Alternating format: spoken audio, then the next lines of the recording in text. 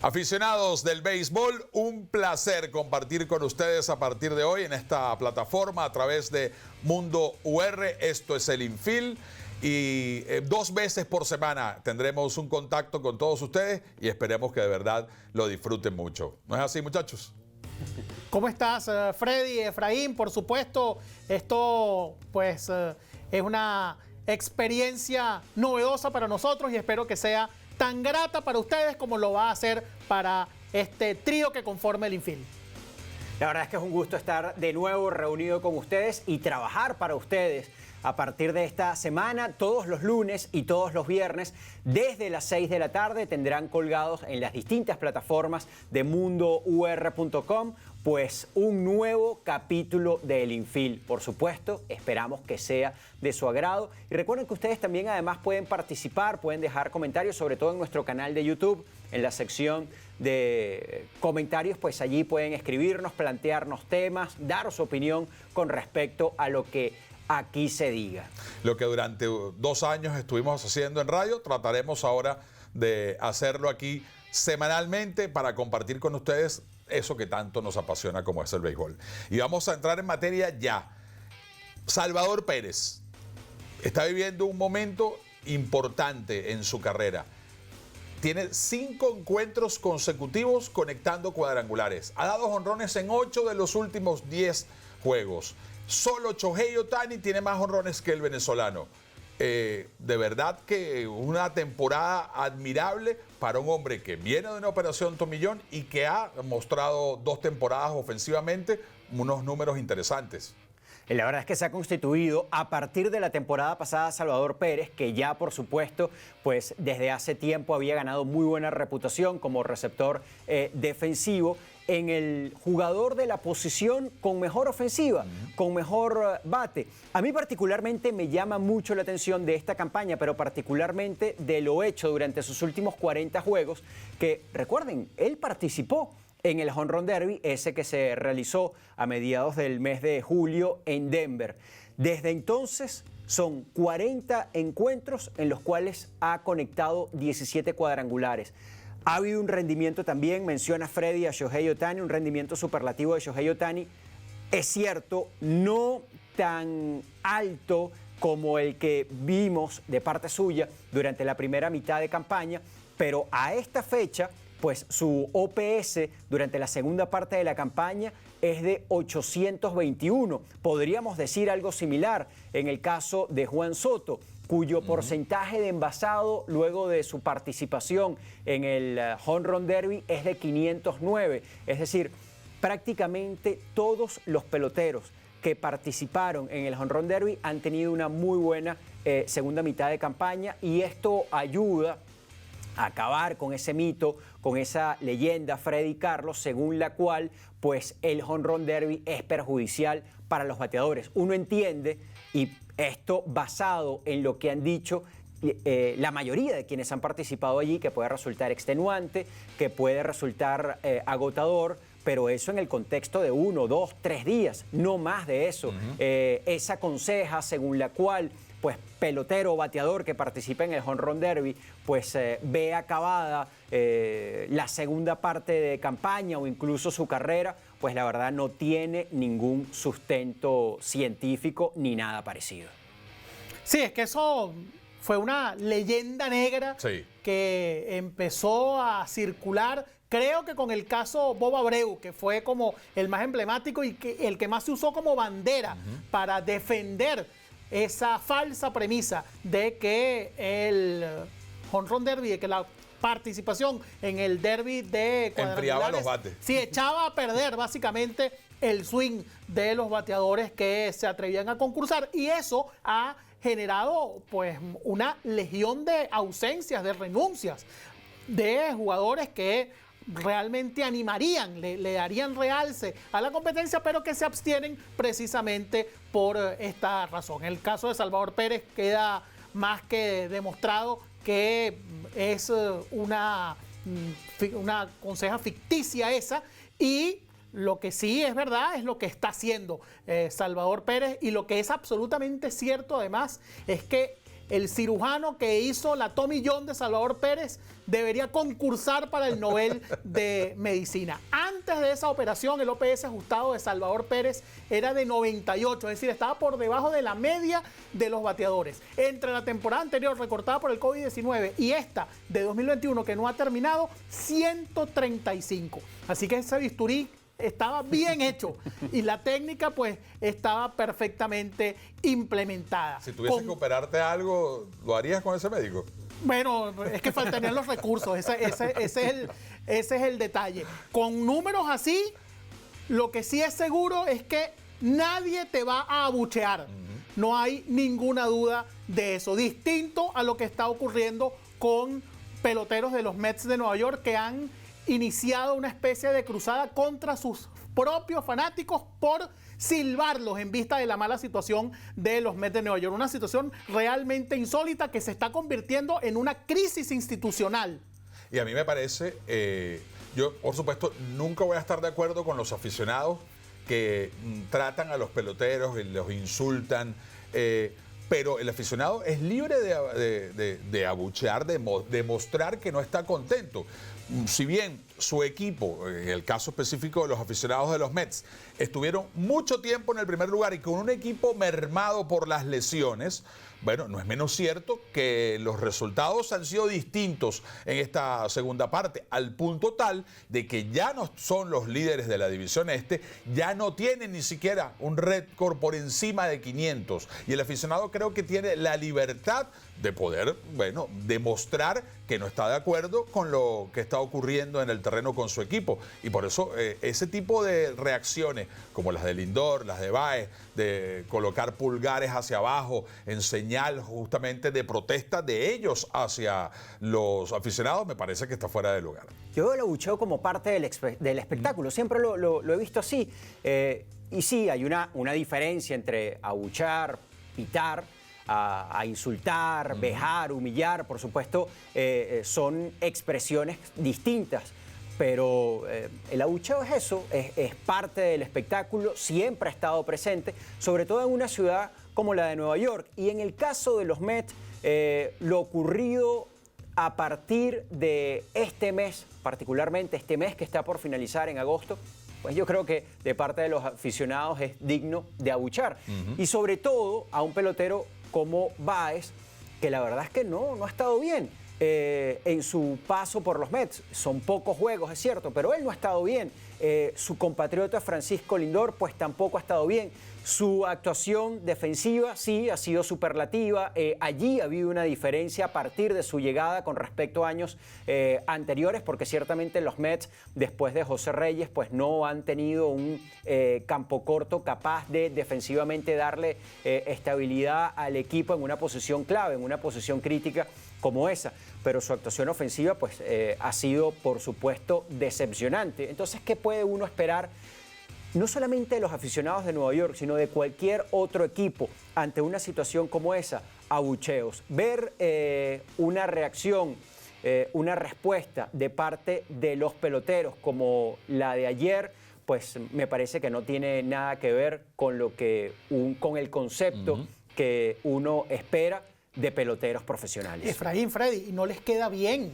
Esos son unos peloteros que están llegando a la ciudad de Nueva York, sobre todo Báez, que tiene apenas unas semanas ahí en el Citi Field. Entonces, ¿cómo va a pretender él cambiar el ethos de los fanáticos de los Mets de Nueva York cuando apenas se está poniendo los pies allí en Queens? Es realmente desubicado lo que dijo, porque además fue el propio Báez quien dio la declaración y quien dijo: esto es una señal de protesta, es nuestro abucheo frente a los abucheos de los fanáticos de los Mets. Y además, cuando hacen ese tipo de transacciones, ese tipo de cambios, las hacen es para que el jugador que está llegando ayude a mejorar el desempeño del equipo. Y si eso no está ocurriendo, si ese jugador no está demostrando, pero ni siquiera una cuarta parte a lo mejor de lo que la afición y la gerencia del equipo está esperando, bueno, todos tienen momentos malos en temporadas de béisbol. A lo mejor hay que aguantarse, pero de allí a reaccionar de esa manera contra los aficionados, a mí no me parece que sea lo más agradable. Alrededor de 700 de OPS entre los dos. Creo que no hay nada más que agregar. Hoy arranca una serie importante, un periodo, si lo vemos desde la perspectiva, sobre todo de los Medias Rojas de Boston, entre los Rays y el equipo de Alex Cora. Hoy arranca una serie de 4 compromisos en el Tropicana Field entre estos dos conjuntos. Serán los primeros 4 de 7 en los próximos 10 días. Los Medias Rojas de Boston van a enfrentar al que en este momento luce como el equipo más fuerte de las Grandes Ligas. Los Rays de Tampa Bay han ganado 7 de forma consecutiva, 9 de sus últimos 10 y 28 de sus últimos 30. ¿Cómo lo han hecho? Contando con muy buen picheo, que ha sido parte de la receta del éxito de este equipo en los últimos años, con una defensiva muy eficiente, pero esta versión de los Rays de Tampa Bay tiene algo distinto y además lo destacamos por lo positivo que resulta. En este momento los Rays de Tampa Bay es el equipo de mejor promedio en cuanto a carreras anotadas por juego. Es decir, a partir de ahí podemos hablar del equipo de mejor ofensiva entre los 30 de las Grandes Ligas. Algo que no es habitual en ellos, aún en campañas exitosas como la del año pasado. Para Boston seguramente pues va a ser, seguramente no, es un periodo importante. Boston está en el tercer lugar. Boston además ha perdido 7 de sus primeros 12 juegos ante este rival. Así que en buena medida, Freddy y Carlos, uno puede ver en estos próximos 10 días la definición de esta división. Quedan, por cierto, solo 3 juegos pendientes entre los Yankees y los Rays. Los Yankees están en el segundo lugar. Esos 3 juegos se van a realizar del 1 al 3 de octubre en Yankee Stadium. Con esa serie, pues ambos equipos culminarán su participación en la temporada regular. Pero lo que se va a empezar a jugar, a definir a partir de esta noche en el Tropicana Field, pues me parece que puede ser muy relevante para el destino de esta división. Es que esta lucha en esta división está muy interesante. Llegamos a estar hace unas 4 semanas, 3 semanas, Boston, Tampa, Yankees. La situación en estos momentos es Tampa, Yankees y Boston. Están muy pegados, están viviendo un gran momento, tanto Tampa como los Yankees. Me llama la atención, y no sé qué opinión les merece a ustedes, pero si vamos atrás, cuando estábamos en la fecha límites para las transacciones, Tampa, que es un equipo que nos tiene acostumbrados a no ser agresivos en este tipo de situaciones, bueno, esta vez sí la fueron, hicieron unos movimientos, pero a mí particularmente esa transacción en la cual lograron hacerse de los servicios de Nelson Cruz, a mí me pareció una de las movimientos más interesantes en este receso, o en este proceso de cambios de fecha límite. Hubo muchas transacciones, pero esa a mí me llamó la atención sumamente por la forma en que nos tienen acostumbrados los Rays de Tampa Bay a la manera de actuar en este tipo de situaciones. Es que, Freddy, yo no diría que no han sido agresivos. Lo que no han hecho, o a lo que no nos tiene acostumbrados Tampa Bay, es hacer transacciones durante la mitad de campaña, durante los días u horas previas al límite, para hacer cambios directos en las Grandes Ligas, en los cuales ellos reciban a la pieza de renombre, a la superestrella, el pelotero caro, importante. Ellos han hecho cambios en otras oportunidades, pero por lo general el pelotero codiciado, el que ya viene ascendiendo en cuanto a renombre, es el que sale para recibir a peloteros en teoría modestos, porque si bien todavía les quedan muchos años o varios años bajo control del equipo, porque están en ascenso, porque son novatos, porque son peloteros que no tienen contratos onerosos. En este caso, ellos recibieron a ese nombre importante, a ese nombre que seguramente otros equipos hubiesen querido tener, nada más y nada menos que Nelson Cruz. Y entre Nelson Cruz y Wander Franco, pues han ayudado muchísimo a aumentar la ofensiva de este equipo. Esa combinación dominicana, Carlos, me parece que ha sido clave para ellos en las últimas semanas. Ajá, y te quiero aprovechar para preguntarte algo, Carlos. Tampa siempre se las ingenia. ¿Cómo? Muchas veces no sabemos, pero están allí en la pelea. El año pasado, bueno, nada más y nada menos llegaron a la Serie Mundial. Pero este equipo de Tampa Bay que vemos hoy en día no lo ves más completo que cualquiera de las ediciones anteriores? Oye, pero fíjate que en cuanto al picheo abridor, que ha sido una de sus bazas, aparentemente iba a estar más débil que en otras versiones de los Rays. Perdieron a Charlie Morton, perdieron a Blake Snell. Sí. No daba la sensación de que ese picheo iba a poder soportar los embates de alineaciones como la de Toronto, la de los Yankees o la de los Azulejos de Toronto, pues como que si nada hubiera pasado. Siempre hay un recurso, siempre hay un anticuerpo que le permite a los Rays mantener esa política institucional que ha hecho de Tampa el conjunto con mejor picheo de toda la década en las Grandes Ligas. Es algo realmente admirable cómo trabaja esta organización para mantener a su cuerpo monticular en un estado óptimo, y ahora se le ha sumado esta ofensiva. Para que tengamos una idea, los Yankees de Nueva York ganaron 13 juegos de manera consecutiva. Solo con perder 2 ya retrocedieron a 6 compromisos con respecto a los Rays de Tampa Bay. Eso nos da una idea de la solidez, de lo granítico que es este conjunto de Tampa, que pues pareciera encaminado a nuevamente coronarse campeón divisional. Y hablando de coronas, es imposible uno tener un espacio para hablar de béisbol y no comentar sobre Miguel Cabrera. Sobre Miguel Cabrera, por lo menos en lo que resta de temporada, creo que vamos a tener que estar conversando constantemente.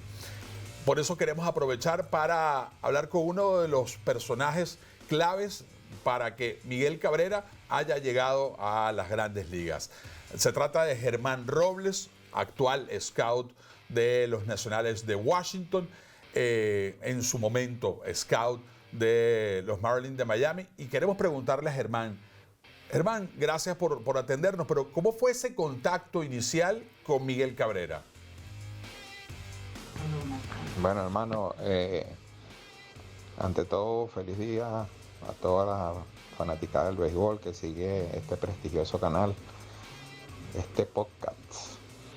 Y nada, Miguel Cabrera era un muchachito que destacaba en cualquier liga que jugaba. De hecho, participó en muchos mundiales, en muchos nacionales, y de verdad yo llegué a él porque mi esposa es de la zona donde él vive y tenemos como algo familiar entre la abuela de Miguel y una tía mía por parte de mamá. Son hermanas, pero hermanas de papá. Mi mamá es hermana de mi tía por mi abuela, perdón. Y esa es la relación que me une a Miguel, y lo conozco desde que era un niño, desde que nació, a su mamá, a su papá. Su papá y yo trabajamos juntos cuando estábamos jóvenes, haciendo un poco de latonería y pintura. Esas cosas que uno hace para ganar experiencia y para ver si puede emprender en algo. Pero no era lo mío, y después, posteriormente, cuando Miguel tiene 13 años, la Fundación Tigres de Aragua, 13, 14 años, la Fundación Tigres de Aragua lo beca. Y Miguel empieza a practicar con los Tigres, y yo estando ya lo terminé de evaluar con peloteros profesionales y veía que destacaba por sobre todos ellos. Eso fue en el año por ahí en noviembre del 97. En el 98, bueno, se establece una relación con la familia Cabrera. Miguel Ángel García, que era mi jefe para el momento, con los Marlins de Florida, me pregunta: Germán, una pregunta. Miguel Cabrera, ¿tú lo conoces? ¿Tú conoces dónde vive? ¿Tú conoces a la familia? Y digo, sí, ellos son casi familia mía, y a su mamá la conozco desde un niño, y a su papá también, y tenemos una muy buena relación. De hecho, mi esposa vive por ahí cerca. Me dice Miguel Ángel García: oye, me interesa hablar con el papá de Miguel Cabrera, y se estableció la relación con el papá de Miguel Cabrera en la casa de ella, La Pedrera. Posterior a eso, Miguel Ángel me dijo: hermano, tú eres el scout de la zona, tú tienes que encargarte de este muchacho. No puede haber un juego donde él no juegue, que tú no vayas. Mantén una relación estable con la familia porque yo voy a apostar a Miguel Cabrera y voy a hablar con los jefes. Y así fue que empezó la relación con ellos. Germán, como scout, ¿qué fue lo que más te impactó en un principio de Miguel Cabrera? Miguel siempre sobresalía tanto con su guante, con su brazo y especialmente con el bate, pero lo que más me impactó a mí de él fue su instinto para jugar pelota, sus decisiones, sus tomas de decisiones en el terreno, su visión del juego.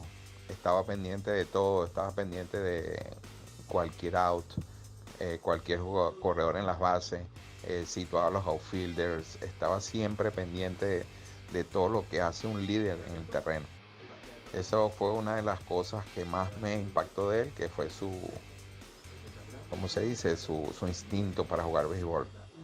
Él viene de una familia de mucha gente pelotero y está viendo béisbol desde chiquito, pero eso no se enseña, con eso se nace, hermano. Con eso se nace y Miguel es un privilegiado de eso. Y Carlos, otra cosa que me llamó mucho la atención de él, que él jugaba la pelota, era un juego para él. Él se divertía con la pelota. Él no lo hacía con fines de que los scouts lo vieran, que los scouts lo evaluaran. Simplemente él jugaba para divertirse, era un juego para él, como debería ser. Hoy en día muchos peloteros lo ven con miras a firmar y a hacer muchas cosas y por eso es que hay muchos peloteros que se quedan en el camino. Germán, ¿es cierto que Miguel Cabrera lanzaba tan fuerte cuando tenía 14, 15, 16 años de edad que pudo haber sido firmado como pitcher? Sí, Miguel a la edad de 14 años y medio, casi para cumplir los 15, era un muchachito que tenía tanto talento que tiraba 89, 90 millas por hora. Y lo hizo delante de nosotros en un juego en el Parque Santos Michelena. Estaban varias organizaciones ahí observando a Miguel. Y un scout de una organización dijo, oye, este muchacho si no batea y no juega, va a poder pichar, porque tiene tremendo brazo. Esa fue la última vez que lo vimos pichando. De ese día Miguel se dedicó a jugar su Ciorestó y a batear como nunca. Germán, en ocasiones has hablado y te has referido a la inteligencia de Miguel Cabrera a la hora de jugar pelota. ¿Puedes darnos un ejemplo de esa inteligencia de Miguel? Mi hermano, cómo no, con mucho gusto. Bueno, eso fue la tapa del frasco. Estábamos en un estadio en la ciudad de Caguas viendo a Miguel jugar y da un batazo entre dos. Había hombre en primera y hombre en segunda. Da un batazo entre dos, doble, posible triple. Y las dos carreras, la de primera y de segunda, entró la de segunda. Y la de primera, el muchacho como vio que la pelota estaba lejos, entró, iba trotando, pues no le puso, no corrió con fuerza. Miguel se adentra al outfield y cuando el bateador corredor cruza por tercera, habían dos outs y en vez de tirar home, que iba el otro corredor casi trotando para home, tiró a tercera y le dijo al umpire, umpirita, hago aquí, allá no anotó, porque no había llegado todavía el home. Y todo el mundo se quedó así con la boca abierta diciendo, wow, un muchacho de 14, 15 años haciendo esto es increíble. Y eso fueron una de las tantas razones que nosotros tuvimos para seguir al pie con Miguel hasta el final. Germán, ¿alguna otra anécdota de Miguel Cabrera en esa época, a esa edad? Bueno, sí, mira, anécdotas con Miguel muchas anécdotas. Miguel era una persona bien jovial, bien creativa, siempre sobresalía de los demás, siempre tenía una palabra súper, ¿cómo se llama? Súper jocosa, siempre estaba, como decimos nosotros en el béisbol, metido en el juego, siempre estaba en la jugada, pues. Te voy a contar dos o tres anécdotas que tengo de Miguel. La primera, bueno, fue que vino el director de América Latina. Estábamos esperando que Miguel llegara dentro del terreno y Luis El Jaguar pregunta quién es y el prospecto, ¿dónde está? No, ahorita llega. dale 2 minuticos, dice el papá. Miguel, como su casa, la pared de primera colinda con el estadio, brincó la pared, brincó al techo del dogado de primera y de ahí brincó a primera base. Y dice el supervisor de nosotros, oye, y ese muchacho, ese está loco, se va a partir un pie. Ese muchachito no, es un malabarista. Y el papá le dice, Miguel Ángel le dice, perdón, ese es el prospecto que venimos a ver. Y dice, wow, hay que cuidarlo. Miguel, le dice él al papá. Y Miguel le dice, él lo hace todos los días cuando vaya a practicar. La segunda anécdota es la que tú estás contando. De la pregunta es que estamos en el estadio José Pérez Colmenares en la final del estadal del Estado Aragua. Y le dice Miguel a la mamá, mamá, no te vayas a parar, porque en el segundo turno voy a dar un jonrón. Y voy a batear con madera, para que se vea más bonito. En eso, en entreno, la mamá dice, no, voy a ir al baño rapidito y vuelvo a subir rápido, porque viene el segundo bateador, es Miguelito.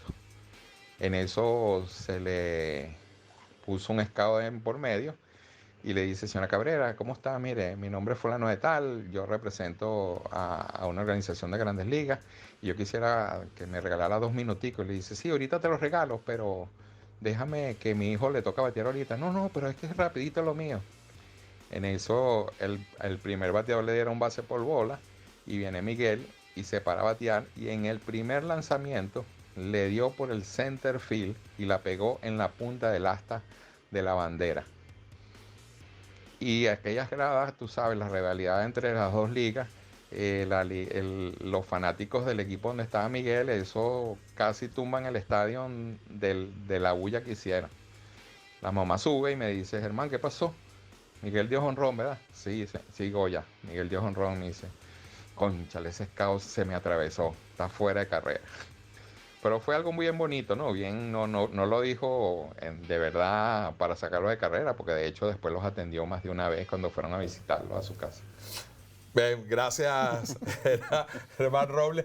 Actualmente scout de los Nacionales de Washington, fue en su momento scout de los Marlins y de verdad todo el agradecimiento a Germán porque en los momentos en que estaba aceptó compartir con nosotros y tener esta conversación, ¿verdad, Carlos? Sí, pronta recuperación al amigo Germán Robles, quien en su momento era scout de área para la zona central del país de los Marlins. Eso abarcaba Carabobo, Aragua y el estado Guárico, y por lo tanto fue el que tuvo el contacto inicial con Miguel Cabrera y el que le reportó a su jefe directo, que era Miguel Ángel García. Y por eso entonces aprovechamos ahora para preguntarle a Miguel Ángel, cuando viste por primera vez a Cabrera, ¿qué fue lo que más te llamó la atención de ese joven pelotero? Definitivamente, aparte de las herramientas que mostró, las herramientas ofensivas y defensivas, lo que a mí me llamó poderosamente la atención fue lo que uno le llama los intangibles del béisbol.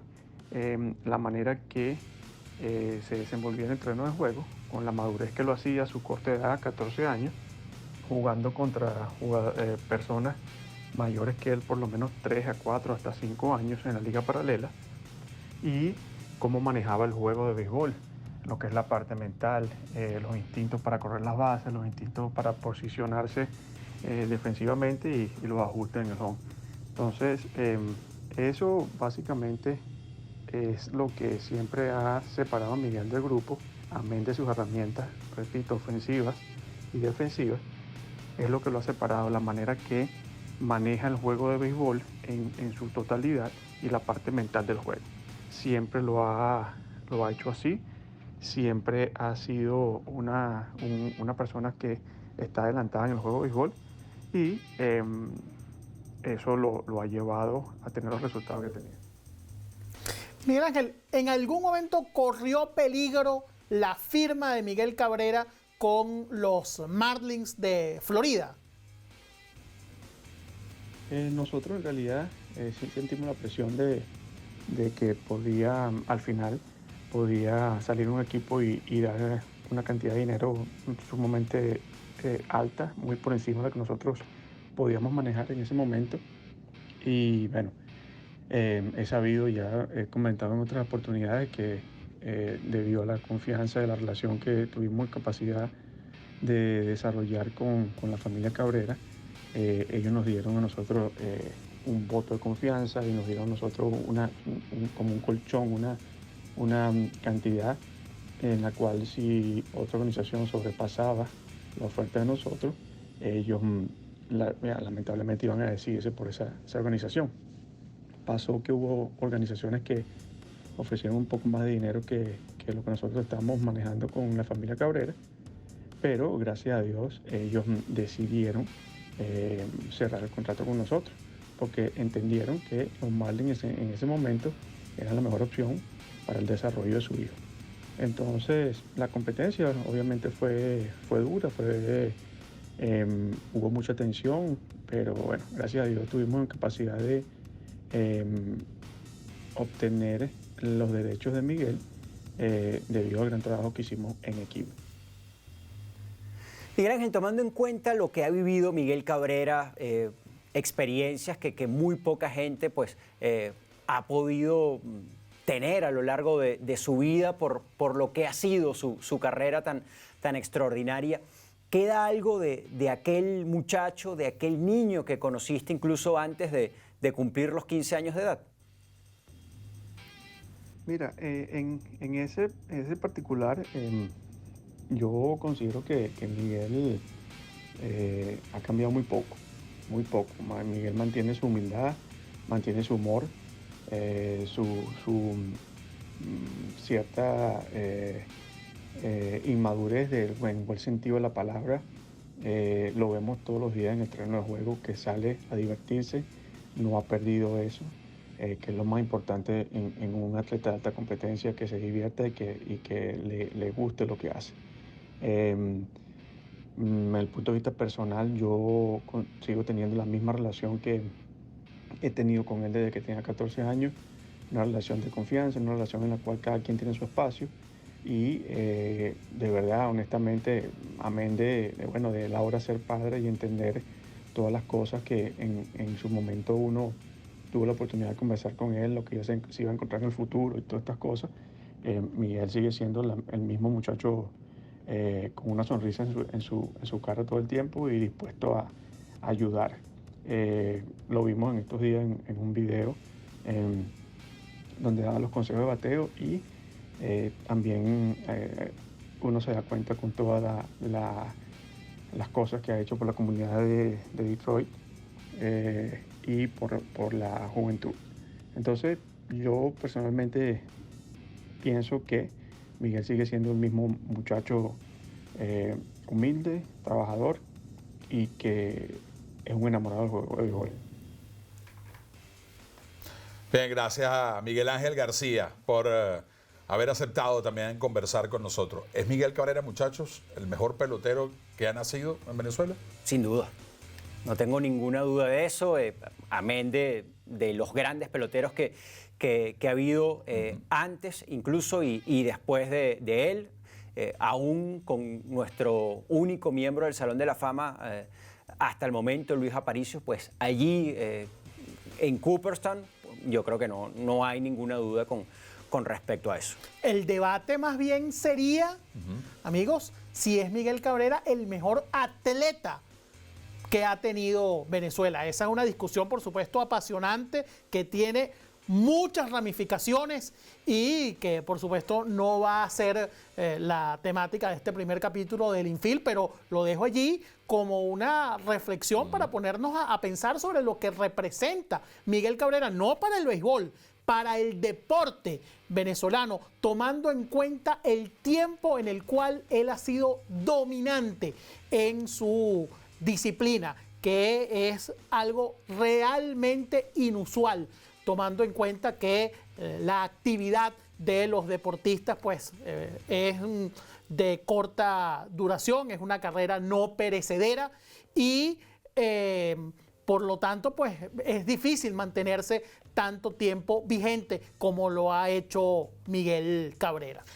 y hablas del primer capítulo de El Infield y el primer capítulo ya finaliza. Recuerden, pueden suscribirse a Mundo UR, pueden visualizar cada uno de los capítulos todos los lunes y los viernes a partir de las 6 de la tarde. Pero luego de las 6 usted puede verlo cada vez que quiera y buscarse cada uno de los capítulos para que pueda también compartir con nosotros. Puedes dejarnos sus mensajes y por supuesto vamos a estar junto a ustedes armando cada uno de los programas del Infield. ¿No es así?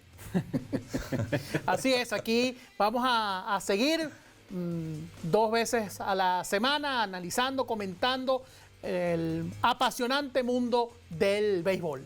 Hasta el viernes entonces.